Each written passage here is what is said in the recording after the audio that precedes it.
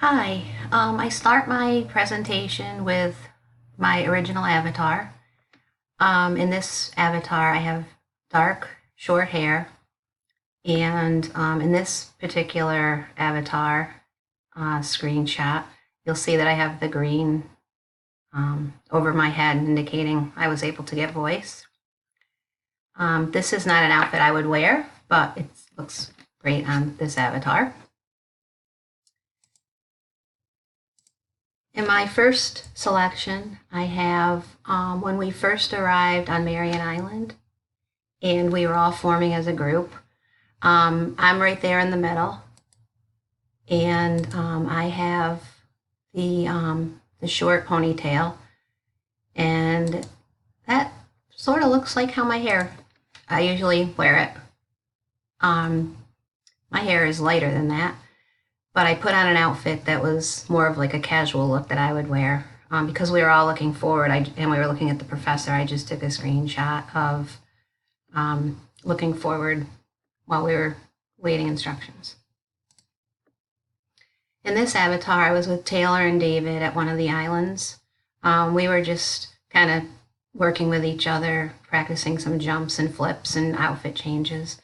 And this outfit is one that I chose, just trying to work with different outfits. I probably wouldn't wear this one either. I'm more of a casual person, and at work I wear dress clothes, and this is more of like a jeans and kind of like a more of an informal outfit.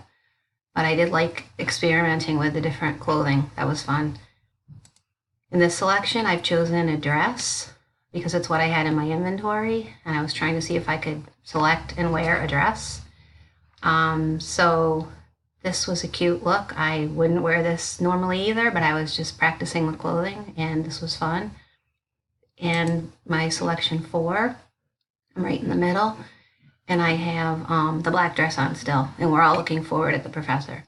I like to make the avatar which resembles me. I really don't know why this is. I'm a private person, but I don't prefer anonymity in the virtual reality session. Maybe because I know it's a make-believe session and there's nothing here that, we need to be concerned over. I like to choose clothes that I wear in a casual setting. The audience I would prepare material for is adult learners in an online class setting.